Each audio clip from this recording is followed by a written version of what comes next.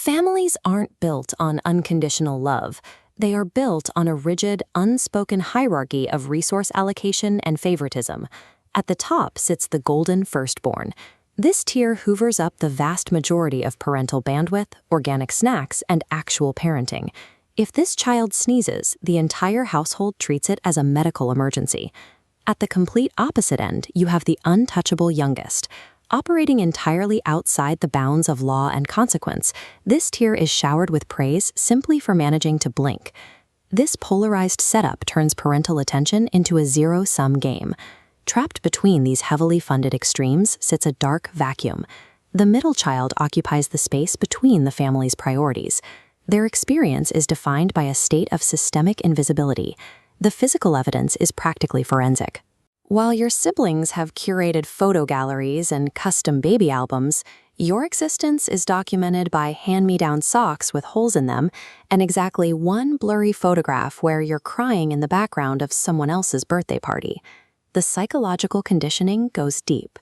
You fade so seamlessly into the background that you eventually start responding to the dog's name or even the Wi-Fi router. The milestones prove it. The firstborn loses a tooth and gets a full-blown financial celebration. You pull your own tooth out in the bathroom, leave it on the counter, and wait for a tooth fairy who never shows up. Your origin story is characterized by a complete systemic erasure from the family record. Because you aren't consuming any family resources, the ecosystem quickly reassigns you to a new role, the household's default utility worker. This is the era of assigned emotional labor. Managing the family's baggage becomes the primary function of your daily life.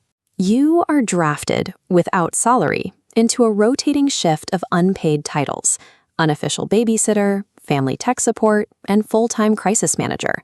And it comes with a built-in scapegoat mechanic. When the siblings above and below you inevitably clash, you are the one who gets grounded for failing to de-escalate a fight you didn't even start.